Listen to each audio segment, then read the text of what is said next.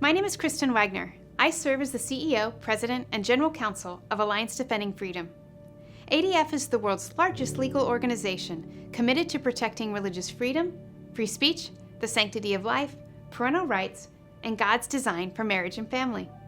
And by God's grace, we've been fortunate to have numerous U.S. Supreme Court victories in these areas. I also serve as the legal counsel for the General Council of the Assemblies of God. And today I am honored to be speaking to you at the Accelerated Ministers Training.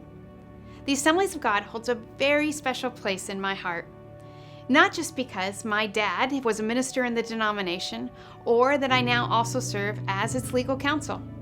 The Assemblies of God has influenced my spiritual journey and my family's. It's helped shape who I am, what I believe God can do, and how I lead in my vocation. It was in an Assemblies of God church camp that God spoke to my heart and called me to become an attorney to serve the church. I spent many years helping churches and ministries in my own community while I was in private practice in Washington State. I loved what I did, and I actually expected to retire from there. But God had a different plan for my life. In fact, it's one that I never dreamed or even imagined. The truth is that God often calls us into work that is unknown and sometimes unpredictable and maybe even a little scary. But He promises to be with us always, so we can have joy in the midst of even the most difficult challenges, and we can see His faithfulness in ways we otherwise wouldn't. The church is God's instrument for spreading the gospel to the ends of the earth to fulfill the Great Commission, and I know you know that. In the United States, the Constitution protects our right to be able to speak and live out our convictions, to freely share the gospel with others, just as we're called to do. But we both know that our culture here in the United States is changing. And there are efforts from activists as well as some government officials to actually prevent churches and ministries from operating consistent with their biblical beliefs and sharing God's truth, to force them to change those beliefs or to actually stop serving their neighbors. They want the church to conform to the dominant ideology of the day. The scripture would say that's to exchange the truth about God for a lie and to compromise to the whims of the world. But as Superintendent Doug Clay and others have said, it's not the church's role to accommodate culture. It's the church's role to speak into it and to influence it. Over the next few minutes, I want to educate and encourage you on your right to courageously speak the truth to a culture that desperately needs Jesus. Leading a church is a high calling. It's a difficult one. But Paul says in 1 Timothy 3 that whoever aspires to be an overseer desires a noble task, and that noble task includes being a shepherd of God's flock. So how can you shepherd well? How can you encourage, teach, equip others with sound doctrine, as Paul wrote to Titus? And how can you do so in a world that often opposes God? Think for a minute about the many who are struggling in your own congregations right now. There are people struggling with all sorts of addictions. There are young pregnant women struggling with whether they can raise their child.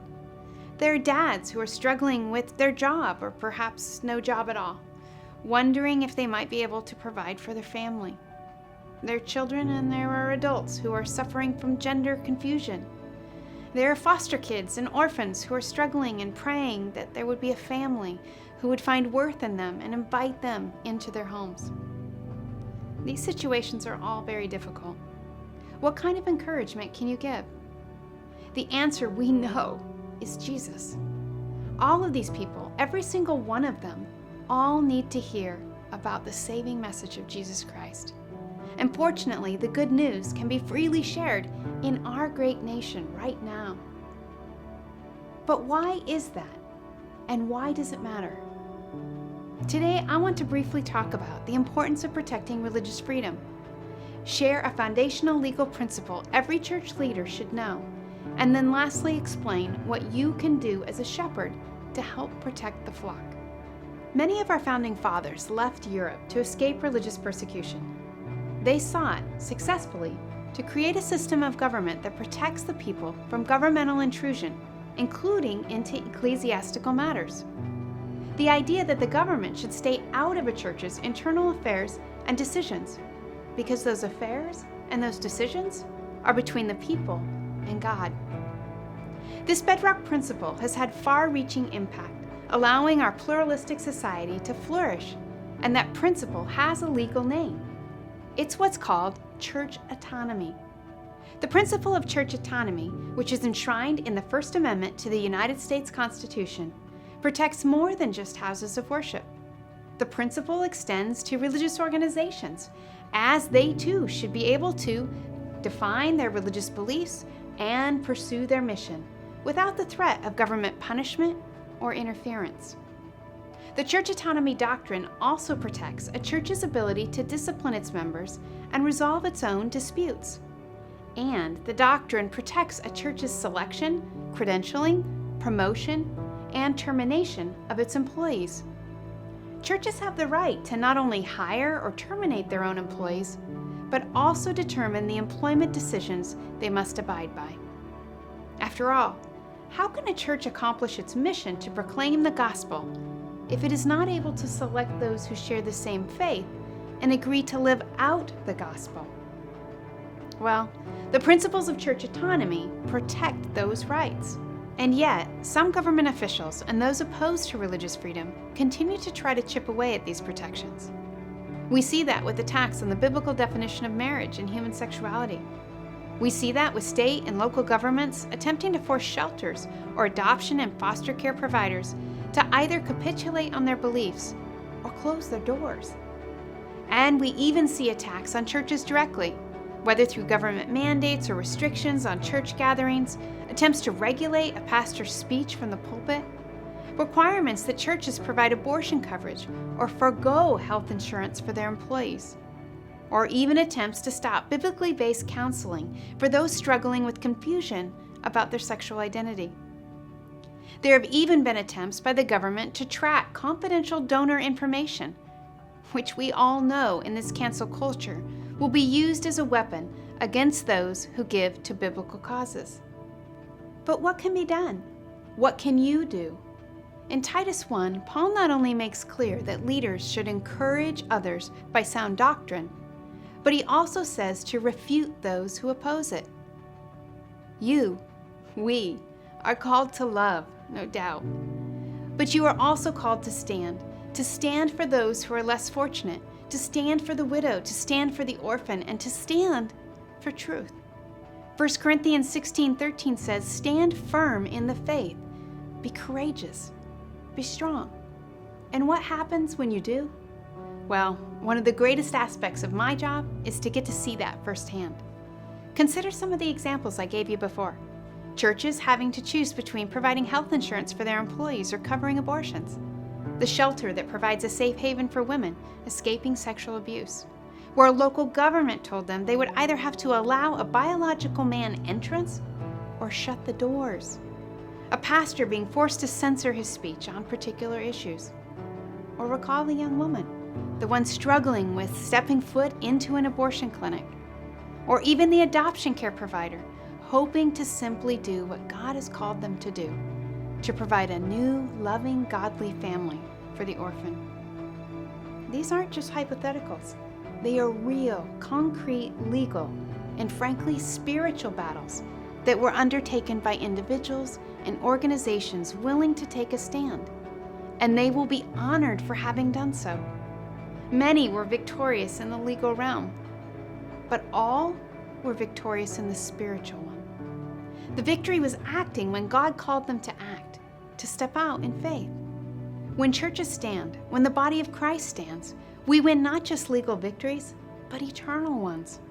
At the homeless shelter, those women have not only a safe place to rest, but they get to hear the good news of Jesus each and every day. The pregnant woman speaks to a sidewalk counselor and gives birth to a baby girl. The drug addict can celebrate recovery, and the orphan or the foster child can find a forever home on earth and in heaven.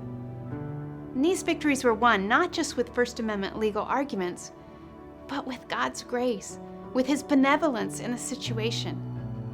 So stories like these probably leave you asking, those examples are great, But what is it that I can do?